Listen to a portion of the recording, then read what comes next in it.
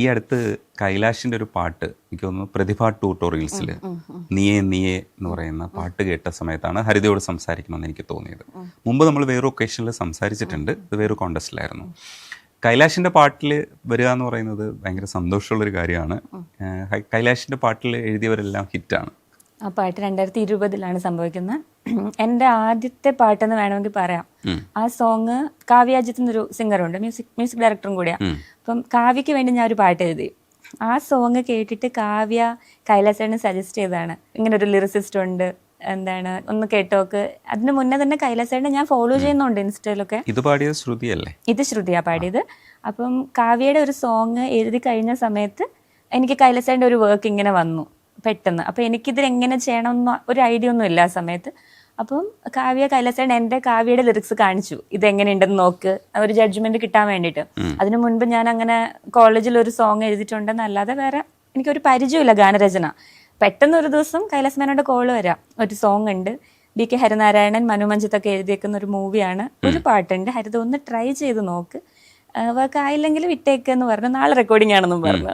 അപ്പോൾ എനിക്ക് ടെൻഷനായി, എന്താ ചെയ്യേണ്ടതെന്ന് പെട്ടെന്ന് ഐഡിയ ഇല്ല. പക്ഷെ ഞാനൊന്ന് ട്രൈ ചെയ്തു, ഞാൻ ഇരുന്നു, രാത്രിയിൽ തന്നെ എഴുതി കഴിഞ്ഞു. പിറ്റേ ദിവസം രാവിലെ റെക്കോർഡിംഗ് ആയിരുന്നു. അപ്പോൾ എനിക്ക് റെക്കോർഡിങ്ങിൻ്റെ വിഷ്വലൊക്കെ അയച്ചു തന്നു.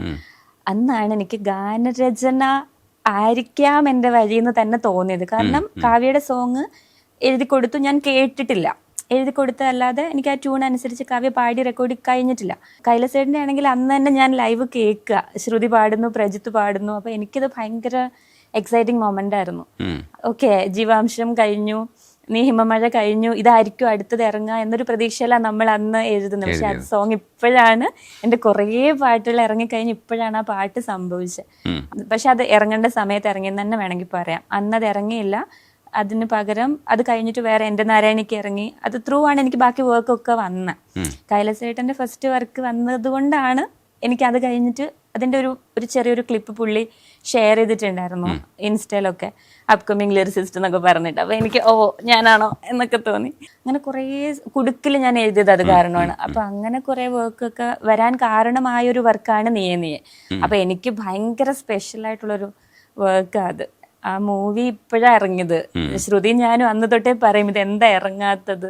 പക്ഷെ ഭയങ്കര ആഗ്രഹിച്ച് ചെയ്തൊരു വർക്കും ഇത്രയും സമയം എടുത്തു എന്നൊരു വിഷമം അല്ലാതെ ഒന്നുമില്ല. അത് ആ സമയത്ത് സംഭവിച്ചു എന്ന് ഇപ്പൊ ഞാൻ വിശ്വസിക്കുന്നു. അത് നല്ലതല്ലേ.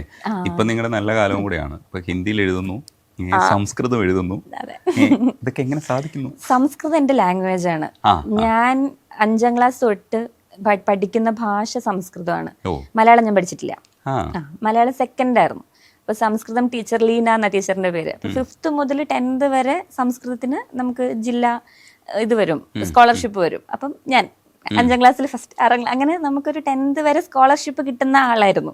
അപ്പൊ അത്രയും സംസ്കൃതം ഇഷ്ടമുള്ളത് കൊണ്ട് ഞാൻ പഠിക്കും. കുത്തിയിരുന്ന് വേറെ ഒരു ലാംഗ്വേജ് പഠിച്ചില്ലെങ്കിൽ പോലും സംസ്കൃതം ഞാൻ പഠിക്കും. എനിക്ക് എന്തോ ഒരു ഇഷ്ടമുണ്ട്. എനിക്ക് ഇതൊക്കെ വേദങ്ങളൊക്കെ ഡീകോഡ് ചെയ്യുന്ന ശ്ലോകങ്ങളൊക്കെ ഡീകോഡ് ചെയ്യാനൊക്കെ ഇഷ്ടമായിരുന്നു പണ്ടേ. പിന്നെ സമസ്യാപൂരണം എന്നൊരു കോമ്പറ്റീഷൻ ഉണ്ട്. സംസ്കൃതോത്സവത്തിന് ഞങ്ങൾ പങ്കെടുക്കുന്ന സമയത്ത് എല്ലാത്തിനും കൊണ്ടുപോകും. കഥാരചന, കവിതാരചന, സമസ്യാപൂരണം, ഉപന്യാസരചന, എല്ലാത്തിനും സ്കൂളിൽ നിന്ന് കൊണ്ടുപോകും. അപ്പം ഭയങ്കര സപ്പോർട്ടീവായിരുന്നു ടീച്ചേഴ്സൊക്കെ. അങ്ങനെ കൊണ്ടുപോകുമ്പോൾ സമസ്യാപൂരണം ഇങ്ങനെയാ, 4ാമത്തെ വരി തരും, ആദ്യത്തെ 3 വരി നമ്മൾ എഴുതണം. അപ്പൊ അന്ന് ഞാൻ അതെങ്ങനെ എഴുതിയെന്ന് എനിക്കറിയില്ല. പക്ഷെ അന്ന് തൊട്ട് സംസ്കൃത ശ്ലോകങ്ങൾ നമുക്ക് എഴുതാൻ പറ്റുന്നുണ്ട് എന്നൊരു തിരിച്ചറിവുണ്ടായിരുന്നു. മേ ബി അതുകൊണ്ടായിരിക്കാം ഇപ്പം ഒരു സോങ് ഇങ്ങനെ വരുമ്പോൾ സംസ്കൃതത്തിലാണെന്ന് പറയുമ്പോൾ ഹായ്, എനിക്ക് സന്തോഷമാണ്. അതായത് ശ്ലോകങ്ങൾ നമ്മളെ കൊണ്ട് എഴുതാൻ പറ്റുക എന്ന് പറയുന്നത് കുറച്ച് ടഫാണ്. പക്ഷെ മീറ്ററൊക്കെ അറിയാമെന്നുണ്ടെങ്കിൽ നമുക്ക് ചെയ്യാൻ പറ്റും. അന്നേ നമുക്ക് ഇതിന്റെ എവിടെയോ ഇതിന്റെ വിത്തുകൾ അവിടെ എവിടെയൊക്കെയോ പാകിയിട്ടുണ്ടായിരുന്നു എന്ന് വേണമെങ്കിൽ ചിന്തിക്കാം. കാരണം ഞാൻ അന്ന് വായിക്കുന്ന പുസ്തകങ്ങളും അങ്ങനത്തെ ആയിരുന്നു, നമുക്ക് റെഫറൻസസ് അങ്ങനത്തെ ആയിരുന്നു സ്കൂളിലൊക്കെ ഉണ്ടായിരുന്നത്. അപ്പൊ സംസ്കൃതം കണക്ഷൻ അന്ന് മുതലേ ഉണ്ട്, 5th മുതലേ ഉണ്ട്. ഇപ്പൊ ഞാൻ MA സംസ്കൃതം ലിറ്ററേച്ചർ ചെയ്യുന്നുണ്ട് ഡിസ്റ്റന്റ് ആയിട്ട്. എന്റെ സാർ പാലനാട് വാസുവൻ നമ്പൂതിരിയാണ്. അപ്പൊ ഈ ലീന ടീച്ചറും സാറും ഇവരോട് മാത്രമേ ഞാൻ സംസ്കൃതത്തിനെ പറ്റി സംസാരിച്ചിട്ടുള്ളൂ. പക്ഷെ അവർ തരുന്ന റെഫറൻസസ്, ബുക്സ്, തരുന്ന സപ്പോർട്ട് ഭയങ്കര വലുതാ. അപ്പൊ ഇപ്പോഴും ഞാൻ ഒരു സംശയം ഉണ്ടെങ്കിൽ ഈ വാക്കിന്റെ വേറൊരു വാക്ക് തരുമോ എന്നൊക്കെ ചോദിക്കാൻ എനിക്ക് ഫ്രീഡം ഉണ്ട്. അപ്പൊ അത് ഗാനരചനയിലോട്ട് എങ്ങനെ വന്നു എന്നുള്ളതാണ് ഞാൻ ഇപ്പൊ കഴിഞ്ഞ ദിവസം ഞാൻ ആലോചിച്ചു. അപ്പോഴാണ് ഈ സമസ്യാപൂരണം നമ്മളെ ഹെൽപ്പ് ചെയ്തിട്ടുണ്ട്. അക്ഷരശ്ലോകം ഒക്കെ എല്ലാവരും ഹെൽപ്പ് ചെയ്യുന്ന പോലെ എനിക്ക് സമസ്യാപൂരണമായിരുന്നു. അപ്പൊ വരിയാണ്, രസമാണ്. അത് നമ്മൾ എഴുതി വരുമ്പോൾ അതിന് ഫസ്റ്റ് ഓക്കെ. അപ്പൊ എങ്ങനെ സംഭവിച്ചെന്ന് അറിയില്ല, പക്ഷെ എന്തോ അത് ഇങ്ങനെ സംഭവിക്കേണ്ടതുകൊണ്ടായിരിക്കാം അന്ന് ചിലപ്പോൾ അങ്ങനെ സംഭവിച്ചെന്ന് തോന്നുന്നു. എൻ്റെ ഇൻട്രസ്റ്റിംഗ് ഏരിയ ആയിരുന്നു സംസ്കൃതം, ലിറ്ററേച്ചർ പരമായ എന്തും. ഈ ആയുർവേദം ഇപ്പോഴും പ്രാക്ടീസ് ചെയ്യുന്നില്ലേ? ആയുർവേദം സംസ്കൃതത്തിലാണ്. സംസ്കൃതവും ബയോളജിയും തമ്മിലുള്ളൊരു ഇഷ്ടം കൊണ്ടാണ് ഞാൻ ആയുർവേദത്തിന് പോയത് തന്നെ. അപ്പൊ അതെനിക്ക് കളഞ്ഞിട്ട് വേറൊന്നും ചെയ്യാൻ തോന്നിയില്ല. ഒരു മാസം ഞാൻ ജോലി ചെയ്യാതെ ശ്രമിച്ചു ഇവിടെ വന്നിട്ട്, എറണാകുളത്ത് വന്നിട്ട്. പക്ഷെ ആ ഒരു മാസം എനിക്ക് ഞാൻ എന്നോട് ഇൻജസ്റ്റിസ് ചെയ്യുന്ന പോലെ തോന്നി. ഭയങ്കര ഇൻജസ്റ്റിസ് ആയിട്ടുള്ളൊരു പ്രവൃത്തി എനിക്ക് കൊടുക്കുന്ന പോലെ തോന്നി. കാരണം ഞാൻ ഇത് പഠിച്ചു, എൻറോൾമെന്റ് കഴിഞ്ഞു, നമ്മുടെ ഓത്തിലൊക്കെ നമ്മൾ പറയുന്ന കാര്യങ്ങളും എല്ലാം നമ്മൾ എന്തിനാണ് ഇത് പഠിച്ചത്. ഞാൻ അത്ര ഇഷ്ടപ്പെട്ട് എടുത്തൊരു സബ്ജക്ട്. നല്ല കുട്ടിയാണല്ലേ? അല്ല, എല്ലാ കാര്യത്തിലും ഒന്നും അങ്ങനെ അനുസരണയുള്ള കുട്ടിയൊന്നും അല്ല. പക്ഷെ ഇഷ്ടമുള്ളൊരു സബ്ജക്ട് എടുത്ത് പഠിച്ചിട്ട് അതെനിക്ക് പ്രാക്ടീസ് ചെയ്യാൻ അത്ര ഇഷ്ടമുള്ളത് കൊണ്ടാണ് ഞാൻ കുറേ സാറുമാരുടെ അണ്ടറിൽ പോയി പഠിച്ചു. തൃത്താല, വൈദ്യമഠം, പുലാമന്തോൾ, പിന്നെ തൊടുപുഴ, ധന്വന്തരി. അപ്പൊ എന്റെ ടീച്ചേഴ്സ് ഭയങ്കര എമിനന്റ് ആയിട്ടുള്ള ടീച്ചേഴ്സാ. അപ്പൊ അവരൊക്കെ നോക്കും, നീ പ്രാക്ടീസ് ചെയ്യണില്ലേ എന്ന് ചോദിക്കുന്നത് എനിക്ക് ഓക്കെ അല്ല. മാത്രമല്ല എനിക്ക് അത്ര ഇഷ്ടമുള്ള സബ്ജക്റ്റ് ആയതുകൊണ്ട് എനിക്ക് ഹീലിംഗ് എനിക്ക് ഇഷ്ടമാണ്. അപ്പം 8 വർഷമായിട്ട് ഞാൻ ഇപ്പൊ പ്രാക്ടീസ് ചെയ്യുന്നുണ്ട്. അത് നിർത്തി ഒരു മാസം നോക്കുമ്പോൾ ഞാൻ പേഷ്യൻസിനെ കാണാതിരിക്കാൻ എനിക്ക് പറ്റുന്നില്ല. അപ്പൊ ഞാൻ വീണ്ടും ഞാൻ ജോലിക്ക് തിരിച്ചു വരികയാണെന്ന് ഞാൻ വീണ്ടും ജോയിൻ ചെയ്തു. കോട്ടയ്ക്കില്ല ഇവിടെ വർക്ക് ചെയ്യുന്നത്. അപ്പം അത് നന്നായിട്ട് പോകുന്നുണ്ട്. ഇപ്പൊ ഒരു ഇടയ്ക്കിടയ്ക്ക് വിസിറ്റിംഗ് കൺസൾട്ടേഷൻ പോലെ ഒരു ആഴ്ച 2 ദിവസമൊക്കെ ആക്കി കുറച്ചു. എന്നാലും ഓൺലൈനായിട്ടും അല്ലാതെ പേഴ്സണൽ കൺസൾട്ടേഷനും ഒക്കെ പോകുന്നുണ്ട്. കാരണം എനിക്ക് ഏത് ഉറക്കത്തിൽ ചോദിച്ചാലും നമുക്ക് മരുന്ന് പറയാൻ അറിയാം. പാട്ടെഴുത്ത് പോലെ അല്ല. പാട്ടെഴുത്തിന് കുറച്ച് ഏകാഗ്രതയൊക്കെ വേണം. ഇത് നമ്മുടെ എന്താ പറയാ, ഇത്രയും ഞാൻ പഠിച്ച് ഇറങ്ങിയ നെക്സ്റ്റ് ഡേ തൊട്ട് ഞാൻ പ്രാക്ടീസ് ചെയ്യുന്നുണ്ട്. അപ്പൊ അതെല്ലാവർക്കും പറ്റുന്നൊരു കാര്യമല്ല, എല്ലാരും അത് ചെയ്യുന്നില്ല. അതുകൊണ്ട് ഞാൻ ഇപ്പൊ ഇവിടെ നടത്താൻ പോകുന്ന പ്രാക്ടീസ് എന്ന് പറയുന്നത് തീയെ ഒന്ന് ഡീകോഡ് ചെയ്യണം. വിദേശത്തൊക്കെ ഈ ഓതേഴ്സ് തന്നെ ഈ പാട്ട് ഡീകോഡ് ചെയ്യുന്ന പരിപാടിയുണ്ട്. ഇവിടെ നമ്മളത് ആരംഭിക്കുകയാണ്. അപ്പൊ ഹരിത ഇപ്പൊ ആ പാട്ട് ഡീകോഡ് ചെയ്യും. തീയെ സോങ് സംഭവിക്കുന്നത് മുജീബ് മജീദ് ഉണ്ടല്ലോ, കിഷ്കിന്ദ ഗാണ്ടൊക്കെ മ്യൂസിക് ചെയ്തത് മുജീബാണ്.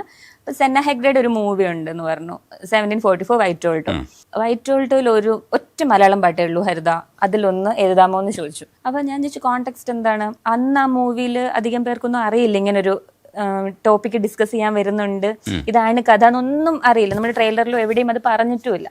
എന്നോട് പറഞ്ഞ ഒരു ഡയമണ്ട് അതിന്റെ കഥ പറയുന്നത് പോലെ എഴുതണം. അപ്പൊ ഞാൻ ഓക്കെ. അപ്പൊ എനിക്ക് വൈരം എന്നൊരു ഇത് വന്നു. സംസ്കൃതമൊക്കെ പഠിക്കുന്നത് കൊണ്ട് നമുക്ക് ഈ പര്യായങ്ങളൊക്കെ എപ്പോഴും ഇങ്ങനെ വരും.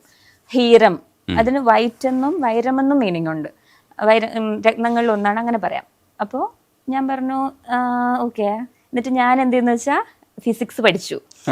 ഞാൻ എന്നിട്ട് ഒരു ഗൂഗിളിലും കുറച്ച് ടെക്സ്റ്റും ഒക്കെ ആയിട്ട് ഞാൻ ഇരുന്നിട്ട് എങ്ങനെയാണ് ഡയമണ്ട് ഉണ്ടാക്കുന്നത് എന്നുള്ളത് പഠിച്ചു. അതിന്റെ രൂപം, അതിന്റെ താപം, അങ്ങനത്തെ കുറെ വേർഡ്സ് ഒക്കെ എനിക്ക് പെട്ടെന്ന് വന്നു. ഈ ഹീറ്റ് എന്നൊക്കെ കേൾക്കുമ്പോൾ നമുക്ക് മലയാളത്തിലെ നമ്മൾ ചിന്തിക്കുന്നത്, എൻ്റെ ചിന്ത എപ്പോഴും മലയാളത്തിലല്ലേ.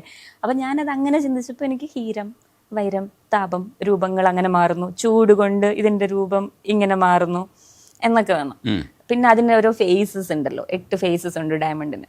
അപ്പൊ ഞാൻ അതുകൊണ്ട് തീയെ ഉരുവം, തീയാകുന്നു അതിന്റെ രൂപം, അല്ലെങ്കിൽ രൂപം ഉണ്ടാകാൻ കാരണമായ ഒന്ന് തീയാണ് എന്നുള്ള മീനിങ്ങില്ല തീയെ ഉരുവം എന്ന് എഴുതിയത്.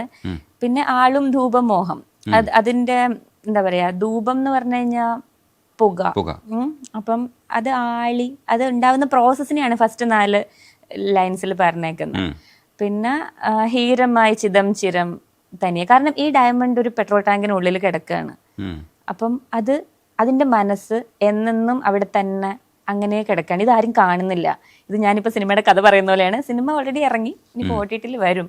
അപ്പൊ അത് ഹീരമായി ചിദം ചിരം തനിയെ.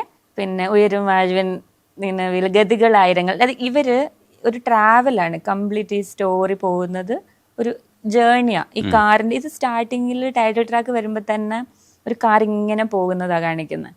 അപ്പം ഗതികളായിരങ്ങൾ എന്ന് പറയുന്നുണ്ട്. എന്താണ്, വിരൽ തൊടും നീർലിപികളായി എഴുതുമീ മുഖം, അല്ലെങ്കിൽ തിരയുമീ മുഖം എന്നാണ്. അവസാനം എഴുതുമീന്നും പിന്നെ തിരയുമീന്നുമാണ്. അപ്പം നീർലിപികൾ എന്നൊക്കെ ഞാൻ ഉദ്ദേശിച്ചത് നമ്മൾ വെള്ളത്തിൽ എഴുതുന്നത് പോലെ. അതായത് അത് മുജീബ് എന്നോട് ചോദിച്ചു എന്താണ് ആക്ച്വലി എന്ന് ഉദ്ദേശിച്ചത്. പക്ഷെ ഒരു മിസ്റ്റീരിയസ് ആയിട്ടുള്ള സോങ് വേണമെന്നാ പറഞ്ഞിരുന്നത്. അപ്പൊ അതിന്റെ മിസ്റ്ററി അങ്ങനെ മെയിൻറ്റെയിൻ ചെയ്തിട്ട് സ്ക്രിപ്റ്റ് അങ്ങനെ ഡിമാൻഡ് ചെയ്യുന്നുണ്ടായിരുന്നു. അപ്പൊ അങ്ങനെ എഴുതിയതാ. പിന്നെ വൈരം ഞാനിത് ഓരോ മുഖങ്ങൾ യാനം മൂകമേറും യുഗങ്ങൾ താപം രൂപമേകും കരങ്ങൾ. ഇപ്പോഴാണ് ഞാൻ കുറെ നാൾ കൂടി ഇത് വായിക്കുന്നത്. തേടും മാർഗം ആഴങ്ങളിൽ ഞാൻ.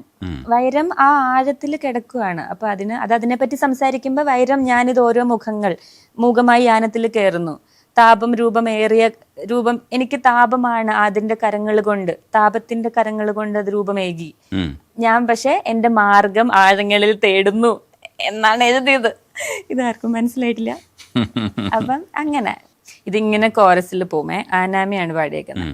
അനുപല്ലവിൽ വരുമ്പോ താനെ അലയും വേരിൻ നാവ് പോലെ ഹീരമായി ചിതം ചിരം തന്നെയെ. അതായത് വേരിൻ നാവ് എന്ന് ഉദ്ദേശിച്ചത് ഒരു സെർച്ച് ഉണ്ട് ഈ മൂവിയിൽ. മൊത്തത്തിൽ ഒരു സെർച്ച് ഉണ്ട്. അപ്പം ഇത് താനെ അലയുന്ന ഒരു വേരിന്റെ നാവ് എന്ന് ഉദ്ദേശിച്ചത് റൂട്ടിന്റെ ടങ്, അത് പോകുന്ന മാർഗങ്ങൾ അത്രത്തോളം മിസ്റ്റീരിയസ് ആയിരിക്കും ഒബ്വിയസ്ലി. അപ്പൊ അങ്ങനെ എഴുതിയതാ.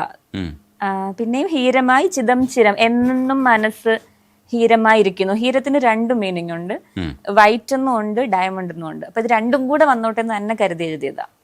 ചില ഏരിയാസിൽ നമ്മൾ നോക്കുമ്പോൾ ഒരു ശുഭ്ര മനസ്സ്, അങ്ങനെ ഒരു രീതിയിൽ ഹീരത്തിനെ എടുക്കാം. അല്ലെങ്കിൽ ഓക്കെ ഞാൻ വൈരമാണ് അങ്ങനത്തെ ഒരു മീനിങ്ങിലും എടുക്കാം. ഞാൻ ഇതൊക്കെ എഴുതി കഴിഞ്ഞിട്ട് എൻ്റെ സാറിനെ വിളിച്ചിട്ട് ചോദിച്ചു, ഞാൻ ഇങ്ങനെയാണ് എഴുതിയിരിക്കുന്നത്, ഇതിൽ എന്തെങ്കിലും തെറ്റുണ്ടോ? സാർ ഇല്ല, അതെന്താ നീ അങ്ങനെ ചിന്തിച്ചെന്നൊക്കെ ചോദിച്ചു. പക്ഷെ സംസ്കൃതം പഠിച്ചതിന്റെ വീണ്ടും സംസ്കൃതത്തിന്റെ ഗുണമാണ്. വേരിന് നാവുണ്ടോ എന്നൊക്കെ വിമർശകർ ചോദിക്കുമോ, നിരൂപകർ ചോദിച്ചാൽ ഞാൻ മറുപടി പറയും, വേരിന് നാവുണ്ട്. വേരിന് കൈകളുണ്ട്, നാവുണ്ട്. ഉയരും വാഴുവിൻ നിഴലിൽ ഗതികൾ ആയിരങ്ങൾ, ഇരുൾ തൊടും നാൾ വഴികളിൽ തിരയുമി മുഖം. അതായത് ആ വൈരം കുറെ കാലമായിട്ട് ഇരുട്ടിലാണ്. അപ്പൊ അതിന് പുറത്തേക്ക് കടക്കണം, ആരെങ്കിലും ഇതിനെ ഒന്ന് കണ്ടെടുക്കണം. അതിനു വേണ്ടിയിട്ട് വെയിറ്റ് ചെയ്യുന്നൊരു മുഖമായിരുന്നു. ആ വൈരത്തിന്റെ മുഖങ്ങൾ ആരെങ്കിലും കാണണം. അപ്പൊ വൈരം ഭയങ്കര സങ്കടപ്പെട്ട് പറയാണ്, എന്നെ ആരെങ്കിലും കാണൂ, ഞാൻ ഇങ്ങനെയാണ് ഉണ്ടായത്. അപ്പൊ വൈരം അതിന്റെ കഥ പറയാണല്ലോ. അപ്പോ ഫുൾ ഒരു സെർച്ചിന്റെ എൻഡിൽ ഇതിനെ കണ്ടെത്തുന്നതാണ്, എത്തണമെന്നാണ്. നമ്മളെ കാണിക്കുന്നൊന്നുമില്ല ഫിലിമിൽ എവിടെയും വൈരത്തിന്. പക്ഷെ അതിന്റെ സ്ക്രിപ്റ്റ് അങ്ങനെയായിരുന്നു. അപ്പൊ ഞാൻ ഫുള്ള് കഥ കേട്ടു, എന്നിട്ട് എഴുതിയതാ. എനിക്ക് എഴുതി കഴിഞ്ഞിട്ട് കൊള്ളാം ഇങ്ങനെയൊക്കെ ബുദ്ധിപരമായിട്ട് എഴുതിയതാ. പക്ഷെ ബുദ്ധിജീവിയായിരുന്നല്ലേ? ചെറുതായിട്ട്